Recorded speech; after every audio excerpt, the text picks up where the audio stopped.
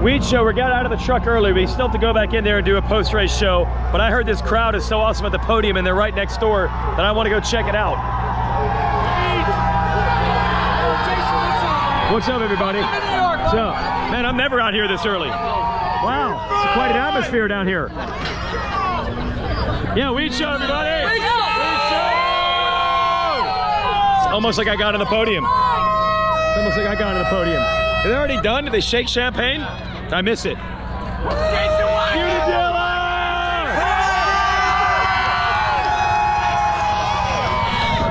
Now the question is, do I go on the podium? Nah, that's not professional. We got to save it for the riders who earned it. No, they earned it. They earned it. Look, you got to ride like Chase Sexton if you want to be on the podium. It doesn't just happen automatically.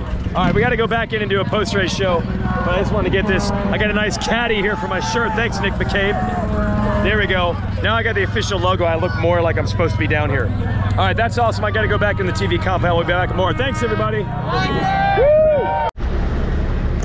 And we're back. A lot has changed since that crazy podium ceremony. This race is almost completely broken down now from Unadilla. A little later on, I did stop at the media corral. I'll give you an interview with Alex Martin, who I've been meaning to catch up with because it is his final season, and Alex is a pretty fun guy to talk to. And I'll talk about some of his future plans. But let's review the race day here. As I said, Chase Sexton dominated. The real big question now leaving Unadilla was that a Chase Sexton changing of the guard? Has he done the impossible, which is take a game, peak, prime, really strong, really good Eli Tomac and found a gear that even Tomac can't get to? Or is it just a Unadilla thing? Because historically, this is not a good track for Eli Tomac. So, hey, the only way to find out is to go racing at Budds Creek, right? And the rest of the 450 classes throw a blanket over the rest of those guys. Anderson generally comes out on top of the group.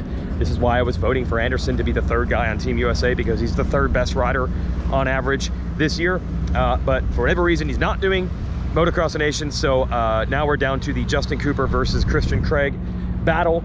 And I think Justin Cooper did himself a favor this weekend. He could have went 1-1 in the 250 class had he not crashed in the first moto while leading and bent his bars. And you kind of know how Cooper is, right? He's so start dependent. If he gets out front, he does his best work. If he has to come through traffic, obviously the starts are important to everyone. I gotta go this way. Hey, but I don't think it's as important to anyone more than it is to Cooper. So it could have been a 1-1. Joe Shimoda wins. This track was nasty and gnarly for the 250 riders. And Shimoda, who is generally a smooth, consistent kind of guy, took advantage best, although even he had a tip over in a moto. And second moto, he goes 1-3 for the overall. And Jet Lawrence, this track caught him out. He had 3 crashes. The first really bad day of the year for Jet. I mean, even at Redbud, when his bike blew up, he won the second moto. So it's the first race of the year. What's up, Bolton? Woo! It's not a banana peel, at least this time. Not a banana peel like Loretta's. So, yeah. So, it was really funny to watch the 250 results versus the 450 results, where it was like 1-1, 2-2, 3-3, for example, on the 450s. And then the 250 results all over the map, all over the map. That's just shows you the difference in, like, when this track gets really nasty and difficult. And it was dry and skatey and square edged in a way that you don't normally see these pro motocross tracks get. I mean, look at this dirt right here. I don't know if this was on purpose to not have the slot car rut fest, or if it was just they had rain in 3 weeks, I'd heard, which is very rare for this area. So they were behind and they couldn't catch up because they didn't have Mother Nature's help. For whatever reason, the track was totally different than normal Unadilla, and the 250 riders were crashing all over the place. And the 450 riders, they might have had their struggles, maybe some mistakes, but they weren't crashing. So interesting how that works. So that's our results. And now let's get to Alex Martin real quick, and I'll be right back to talk about some other things that do not have anything to do with Unadilla for the most part, but they're lighting up the internet. You said at Millville, you're just running out the string, but I feel like you've been riding pretty well since then, actually. Do you feel that way? I feel like you're getting better. And I mean, I'm definitely not, like, I'm still taking risks, you know. Yes. I'm still like all in with training. Like, actually after Washougal, I had a beer like every night. Okay. After Washougal. You had not been doing that. And then I gained a couple pounds, and I'm like, I gotta cut it out. And then I saw Phil, and he's like, dude, I thought you've been training. You know, of course, here we go. Pokes my stomach, so I'm like, ah. So now, like, I mean, I did let loose a little bit on the brake, but I mean, you know, there's between this one and the rest, like, there was 4 left. So like, I really do want to like leave my career on a high mark. Okay. Yeah. You're not mailing it in here. You know. No, and plus, like, I can get bonuses if I'm top 10 in 450 class. So like, you know, race bonuses. So like that's obviously, you know, a little carrot that keeps me going. I see. You know, and plus like Garrett, just being the little punk that he is, you know, I want to try and put to march things whenever I can. Okay. And today you ended up maybe just out of that bonus. I think it was 11. So does that mean no bonus? No. Maybe the results we don't know for sure, so maybe there's a chance. No, but I'm impressed because, like, yeah, you were kind of telling everybody after Millville, like, I'm ready to be done. Like, don't tell me this, I'm coming back in 23 stuff. I did crash though at Millville, so that like kind of took the wind out of my sails. Okay. Yeah. So don't take all those words necessarily as like gospel. Yeah, because I kind of led Steve astray at Washugo. I'm like, yeah, don't pick me on pole fantasy. We did, and then you did good. Yeah. Then you did good. My first top 10. Yes. Okay. You're a veteran guy, so give me your take on the track. It was not what you expect. I would assume this is not the Unadilla people expected. How did you feel about it? No, so like actually my parents, I talked to my parents this week and they had an MPG meeting and they're like, oh yeah, it's been pretty dry up in New York. Okay. And they were a little worried about their water situation, so I kind of thought it might be dry. Look at you. There was areas of the track that were perfectly watered, and then there were other areas that were absolute powder. Yeah. Like it hadn't seen water in years. So I don't know why there was the disparity. Yeah. You know? And then you got to manage that. Yeah. You got to do both on the same lap. Yeah. But I will say, I was surprised with how smooth it was. Yeah. And how dry it was at the beginning of the day. It kind of shaped up like typical Unadilla. Like it was still really rough.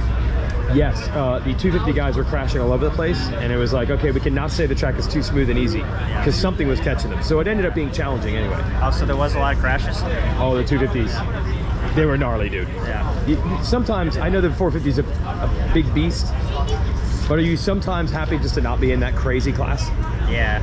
I feel like the 450 guys like stay in their lane.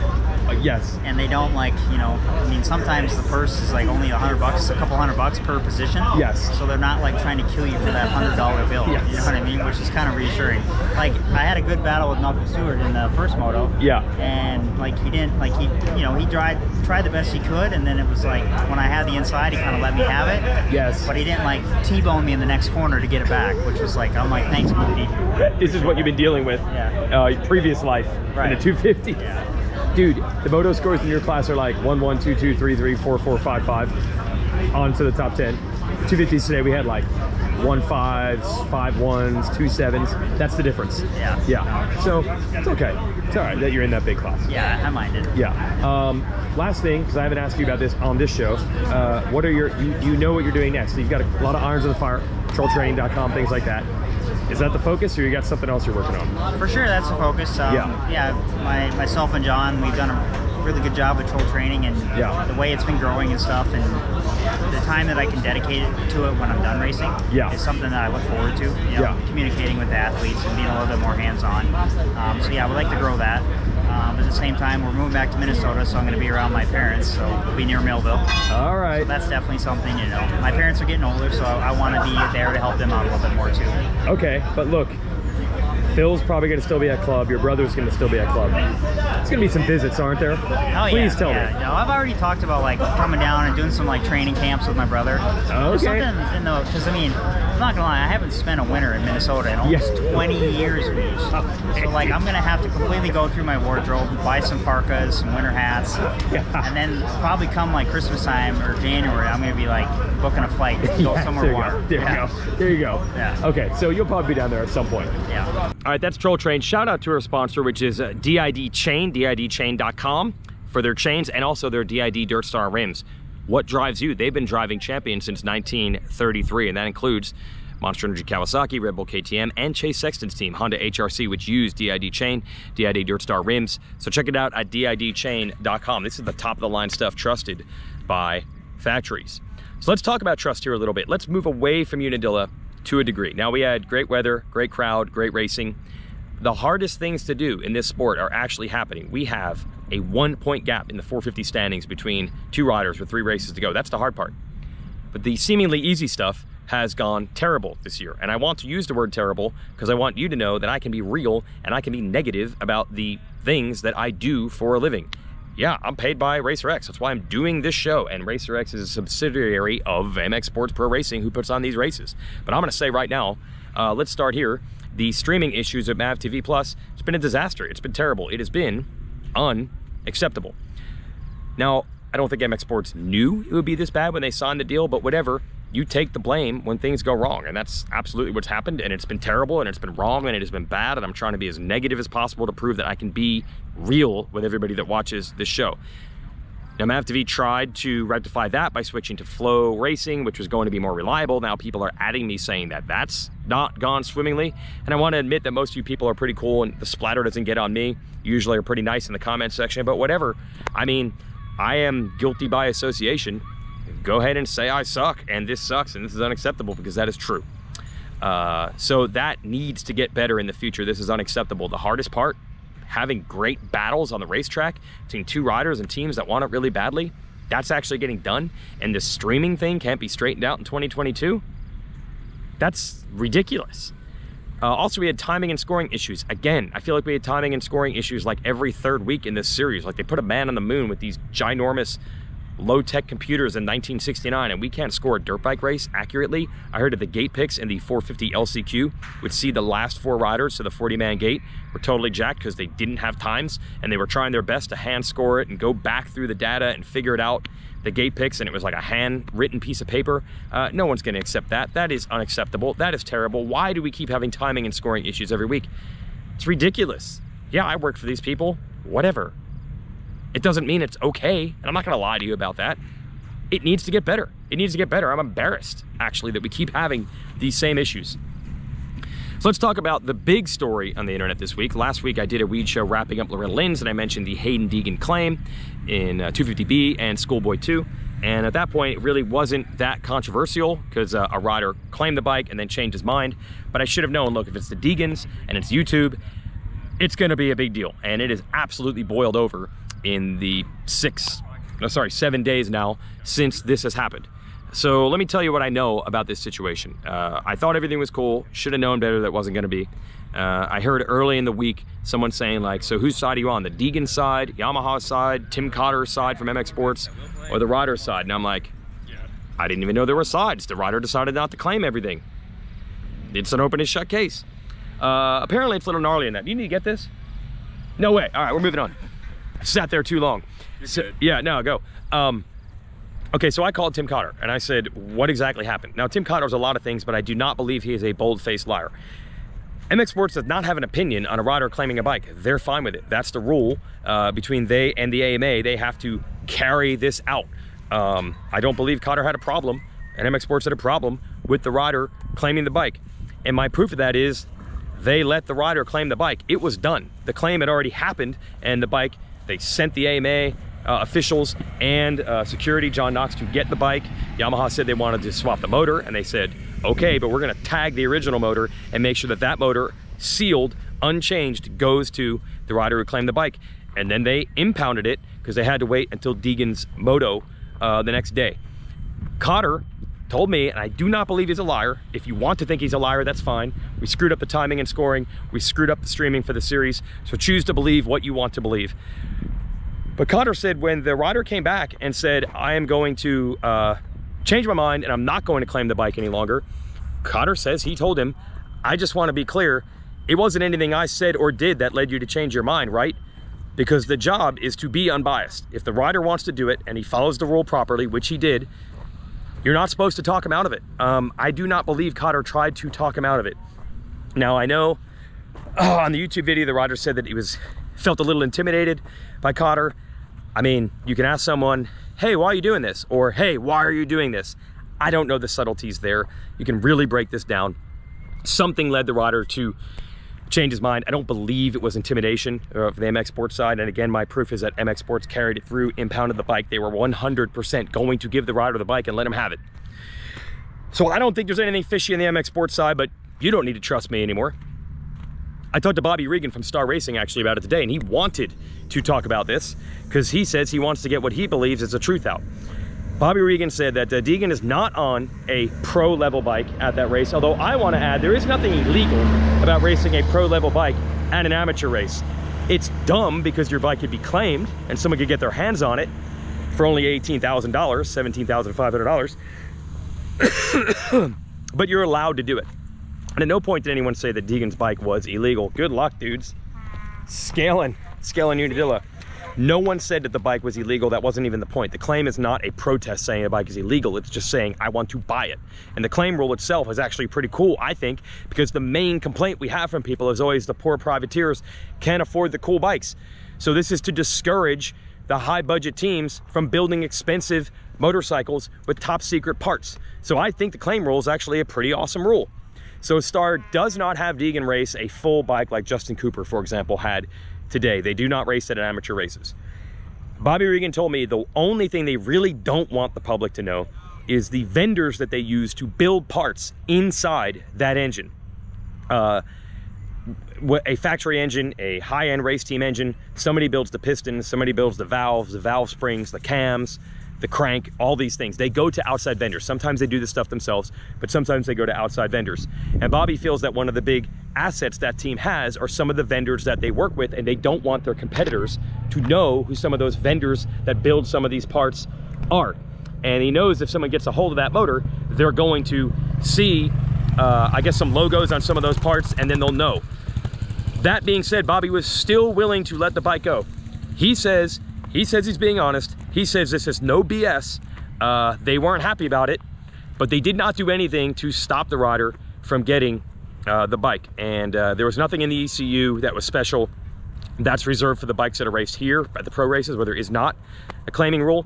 So obviously they're not gonna be happy about their bike being claimed and going away. But the only real rub was that they didn't want people to know who the vendors were. But that being said, they were willing to let it go. So I don't believe there's this. If you choose to believe MX Sports and Star were good, that leads us to one thing and one thing only. What is Yamaha's role in all this? I tried to get info out of Yamaha today. I hope that they're saying they don't have all the pieces together yet. I hope that they release a statement from their side. Unless the statement is everything the rider said is true, which is they call this dealership that sponsors him and they threatened him. I do not know if that is true or not. And from Bobby's perspective, he's like, I just know that at Star, I didn't tell any of my employees to do anything. Same thing with Cotter. He doesn't know what Yamaha or Star did. He only knows that MX Sports did. Bobby only knows what his company, Star, did. Or there's a chance that the other story I heard is that, you know, the rider sponsor just said, you shouldn't do this. It's not a good look for you. And now talked about it. I don't know. I don't know. I do know this. Overall, this series and MX Sports, who I sort of work for, has taken a huge beating this year over the streaming and the this Deegan claim situation where Cotter apparently intimidated the rider. I don't believe that, but you could choose to if you want. At the timing and scoring not working.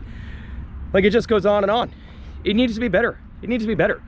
We shouldn't be in the frying pan every week when the hard part, which is this great racing and these crowds and all this great stuff, is being done, but the whole reputation is that everybody sucks at their jobs. Like, that is really frustrating. That is really frustrating, and it's unacceptable, and it's terrible, and any other negative word that I can say on this video.